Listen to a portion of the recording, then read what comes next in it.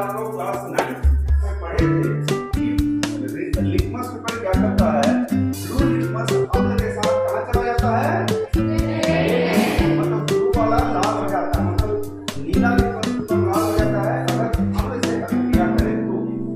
और दूसरा आप लोग पढ़े हैं क्षार क्या करता है, रेड लिटमस को किसमें बदल देता है, ब्लू में, मतलब नीला में बदल देता है।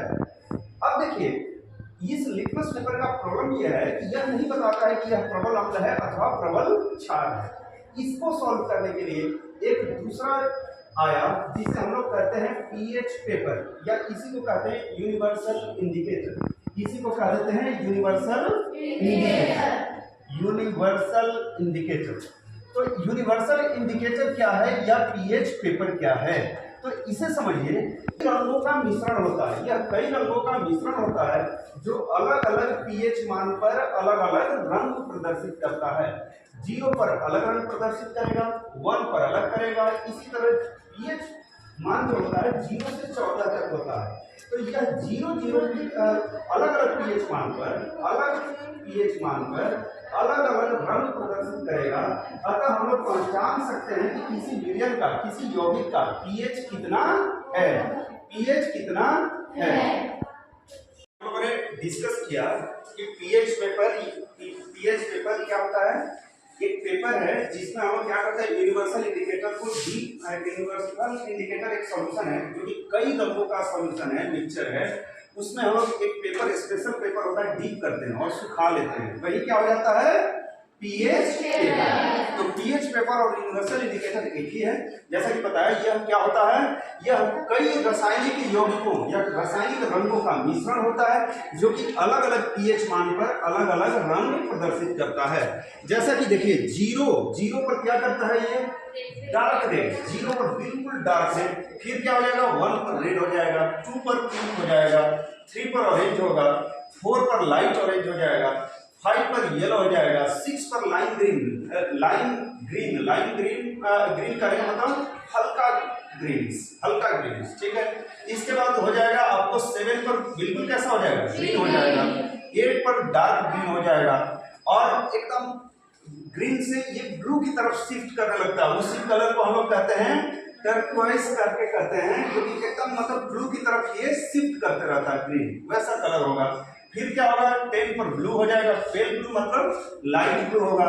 इसके बाद क्या होता है, 11 पर ब्लू होगा, 12 पर कैसा, डार्क ब्लू होगा, 13 पर वायलेट हो जाएगा, 14 पर कैसा हो जाएगा, पर्पल हो गया। इसका मतलब आप देख रहे हैं कि हर पीएच मान पर, हर पीएच वैल्यू पर यह कैसा रंग प्रदर्शित कर रहा है, कहीं सेम दिखता है क्या, हर जगह अलग अलग पीएच पर क्या करता है, अलग अलग रंग शो करता है। अतः यह हमें पीएच मान ज्ञात करने में मदद करता है।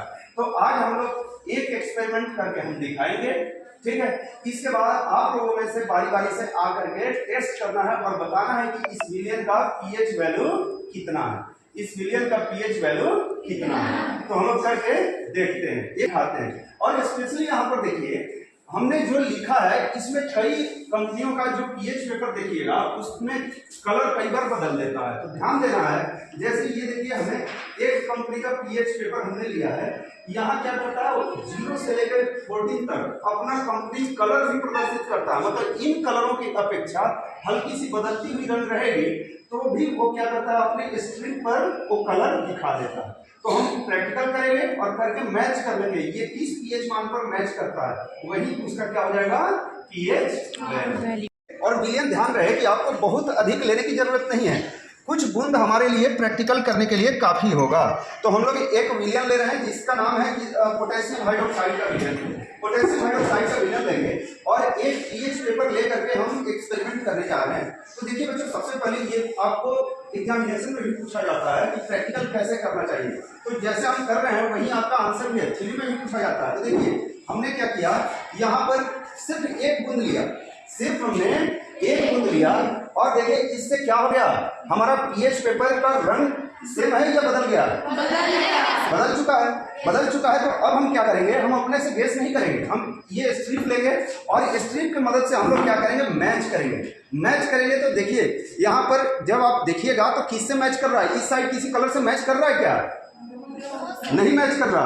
अब आते हैं इस साइड में, इस साइड में देखिए किसी से मैच कर रहा है क्या? देखिए ध्यान से देखिए, आसपास किससे मैच कर रहा है? आसपास किससे मैच कर रहा है? आसपास किससे मैच कर रहा है? आसपास किससे मैच कर रहा है? जल्दी देखिए किसके क्लोज में है, किसके क्लोज में है? नहीं, थोड़ा सा देखिए इसका कलर जाइएगा तो 13 14 के आसपास जाकर के मैच करता है। 13 14 हमने जैसा बताया है, अलग अलग कंपनी का कलर थोड़ा सा क्या होता है, अलग अलग शो कर सकता है। तो यहाँ पर देखिएगा अगर केयरफुली तो ये तो 14 से मैच कर रहा है, 14 से, क्योंकि क्षार है और क्षार का पीएच मान क्या होता है 7।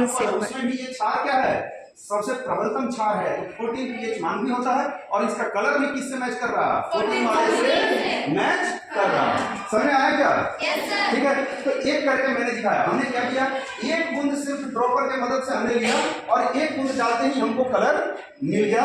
और उसको हम कलर को क्या किए, इस जो स्टैंडर्ड कलर दिया हुआ है जो हमने बोर्ड पर लिखा है उससे मैच कर लेना है, उससे मैच कर लेना है। तो एक इधर से आएगी और दूसरे सोल्यूशन का करके दिखाएंगे।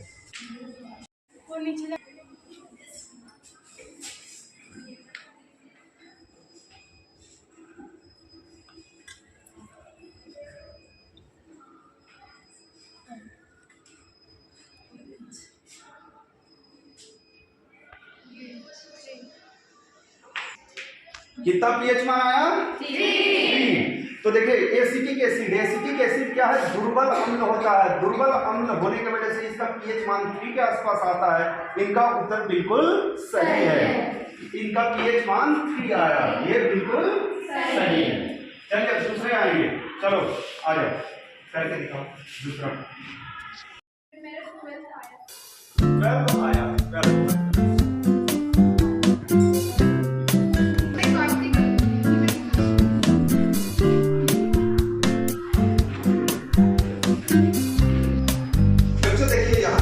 आपने कैलकुलेट किया। पोटेशियम हाइड्रोक्साइड का पीएच मान कितना आया?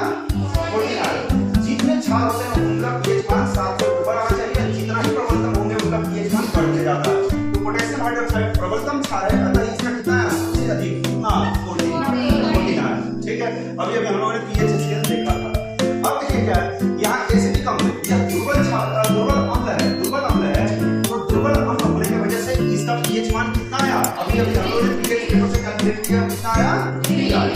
अब देखिए पोटेशियम नाइट्रेट एक सॉल्ट है, लेकिन सॉल्ट में भी थोड़ा सा क्षारीय गुण होता है। तो यहाँ थोड़ा सा क्षारीय गुण होने की वजह से ये 7 के आसपास आना चाहिए, लेकिन थोड़ा सा क्षारीय गुण होने की वजह से इसका कितना पीएच मान हम लोगों को मिला? 12 मिला, लेकिन दुर्बल क्षार के रूप में यह होगा। नेक्स्ट आता है जल। जल तो क्या होता है, हमारा न्यूट्रल होता है, अतः इसका 7 आना चाहिए। लेकिन उन्होंने जो कलर दिखाया है, आपका कलर कहाँ गया? आप इन्होंने कलर जो मैच किया वो 6 से मैच करता है।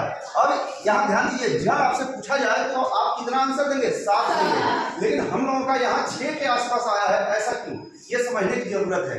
जल में होता क्या है कि कुछ न कुछ अम्लीय चीजें मिली हुई है, इसीलिए थोड़ा सा इसमें अम्लीयता का गुण आ गया और 7 से इसका पीएच मान कम हो गया, कम हो गया, पीएच मान कम हो गया। इसलिए इनका आंसर कितना आया है? 6 आया है। यह गलत नहीं है। अगर डिस्टिल्ड वाटर हम लोग लेंगे, अगले क्लास में जो करके दिखाएंगे, प्योर डिस्टिल्ड वाटर लेंगे तो उसका 7 ही आएगा। लेकिन ये टैप वाटर में थोड़ा सा अम्लीय चीजें मिली हुई रहती है, अतः क्या हुआ, इसका पीएच मान कितना आया? 6 आया। तो अगले क्लास में डिस्टिल्ड वाटर और दूसरे पदार्थ को लेकर के भी हम लोग पीएच पेपर का कैलकुलेशन करेंगे। समझ आया? गुड, ठीक है, इतना ही, ठीक है।